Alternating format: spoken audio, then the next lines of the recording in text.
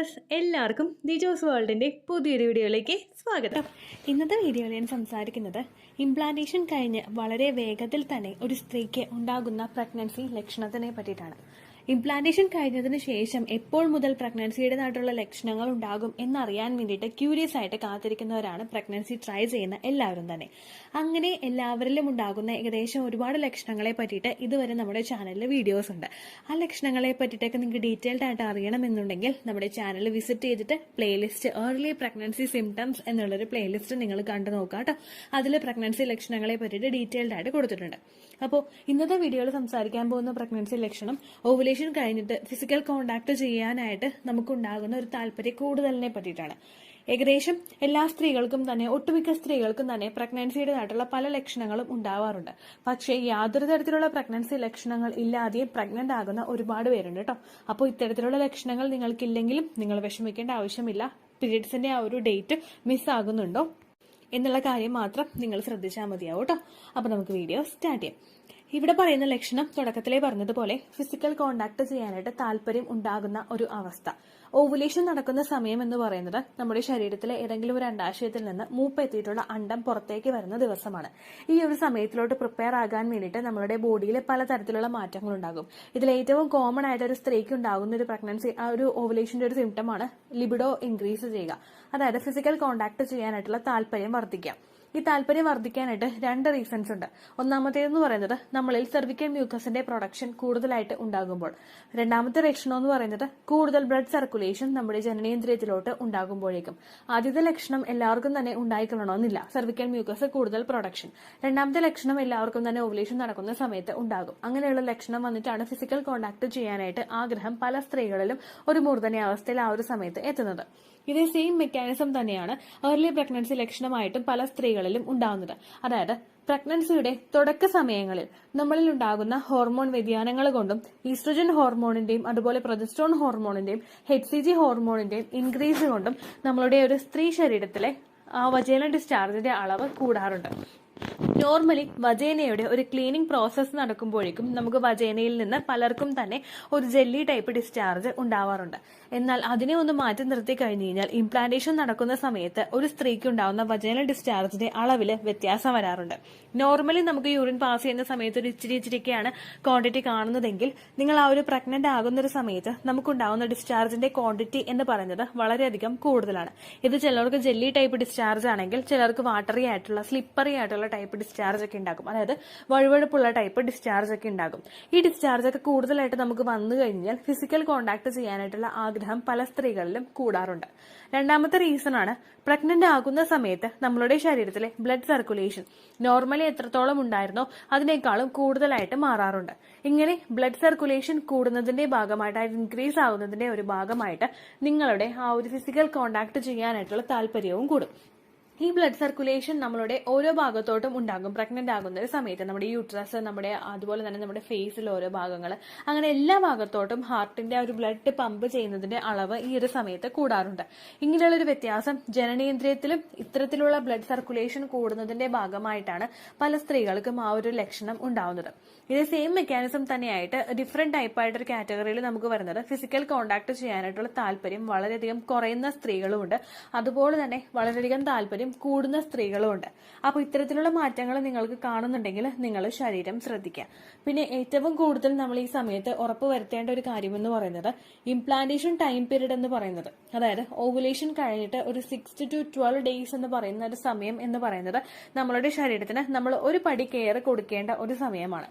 ഈ സമയങ്ങളിൽ physical contact ചെയ്യുന്നത് നമുക്ക് ഇൻട്രസ്റ്റോട് കൂടിയിട്ടാണെങ്കിലും ഈ സമയത്ത് ഫിസിക്കൽ കോണ്ടാക്ട് ചെയ്യുന്നത് നല്ലൊരു കാര്യമല്ല. എസ്പെഷ്യലി പ്രഗ്നൻസിയുടെ ട്രീറ്റ്മെന്റ് എടുക്കുന്ന ആളുകൾ. ട്രീറ്റ്മെന്റ് എടുക്കുന്ന സമയത്ത് ഇംപ്ലാന്റേഷൻ ടൈമിന് നമ്മൾ അറ്റ്മോസ്റ്റ് നമ്മൾ കെയർ എത്രത്തോളം കൊടുക്കാനായിട്ട് സാധിക്കുമോ അത്രത്തോളം കെയർ ശരീരത്തിൽ കൊടുക്കുക.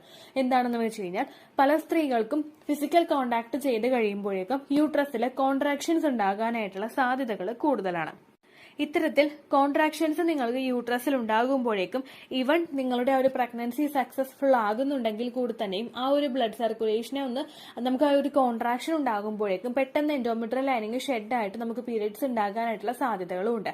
എല്ലാവർക്കും തന്നെ ഈ ഒരു ബുദ്ധിമുട്ട് ഉണ്ടാക്കുമെന്നല്ല, പക്ഷെ പലരുടെയും സെർവിക്സ് ഡിഫറെന്റ് ആണ്, പലരുടെയും യൂട്രസിന്റെ സ്ട്രക്ചറും ഡിഫറെന്റ് ആണ്, അതുപോലെ തന്നെ പലരുടെ ഹെൽത്ത് കണ്ടീഷനും ഡിഫറെന്റ് ആണ്.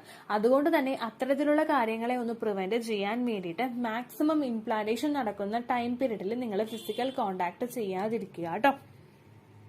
അതുപോലെ തന്നെ ഇത്തരത്തിലുള്ള ലക്ഷണങ്ങൾ വരുമ്പോഴേക്കും ശരീരം നല്ല രീതിയിൽ നിങ്ങൾ ശ്രദ്ധിക്കുക. ധാരാളം ഫ്രൂട്ട്സും വെജിറ്റബിൾസും ഒക്കെ കഴിക്കുക കേട്ടോ.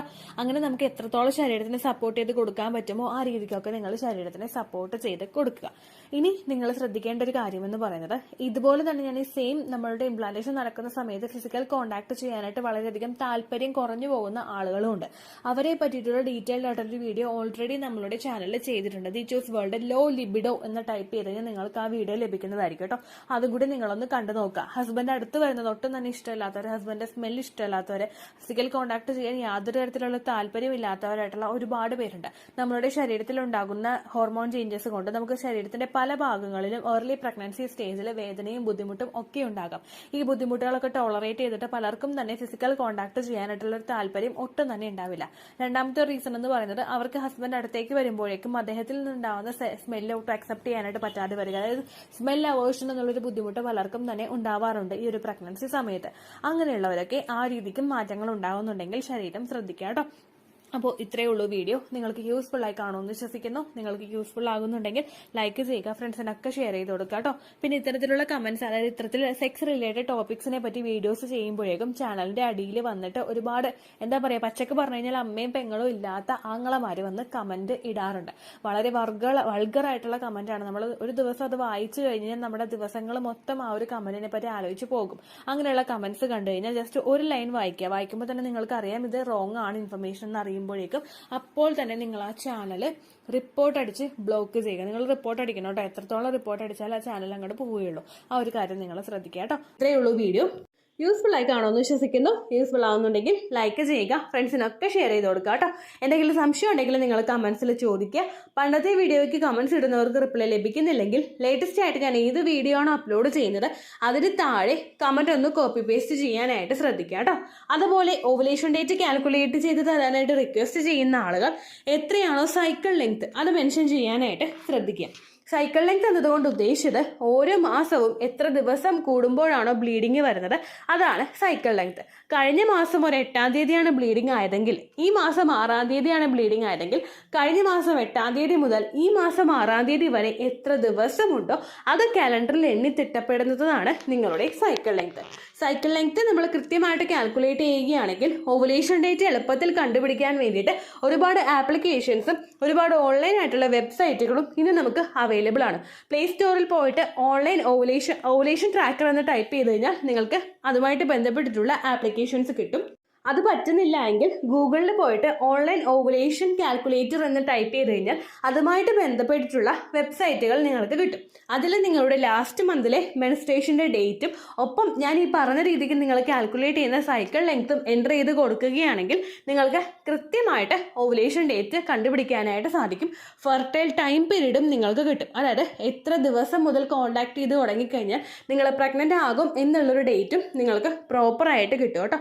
ഇത് കാൽക്കുലേറ്റ് ചെയ്യുന്ന സമയത്ത് സൈക്കിൾ ലെങ്ത് കാൽക്കുലേറ്റ് ചെയ്യുന്ന സമയത്ത് നിങ്ങളുടെ ആ ഒരു കലണ്ടറിൽ നോക്കി തന്നെ നിങ്ങൾ കാൽക്കുലേറ്റ് ചെയ്യുക. പല മാസങ്ങളിലും 30-31 ദിവസമുണ്ട്. അതുകൊണ്ടാണ് അങ്ങനെ പറഞ്ഞത്. ഒപ്പം നിങ്ങൾക്ക് ബ്ലീഡിങ് തുടങ്ങിയ ദിവസത്തിന് വേണം നിങ്ങൾ ഡേ 1 ആയിട്ട് എടുക്കാൻ വേണ്ടിയിട്ട്. സ്പോട്ടിങ് തുടങ്ങിയ ദിവസത്തിനെ, അതായത് ചെറുതായിട്ട് ഡിസ്ചാർജ് പോയി തുടങ്ങിയ ദിവസത്തിനെ നിങ്ങൾ കൺസിഡർ ചെയ്യേണ്ട ആവശ്യം ഇല്ല കേട്ടോ. അപ്പോൾ ഇത്രയേ ഉള്ളൂ വീഡിയോ. അടുത്തൊരു വീഡിയോ ആയിട്ട് നമുക്ക് വീണ്ടും കാണാം. ബൈ.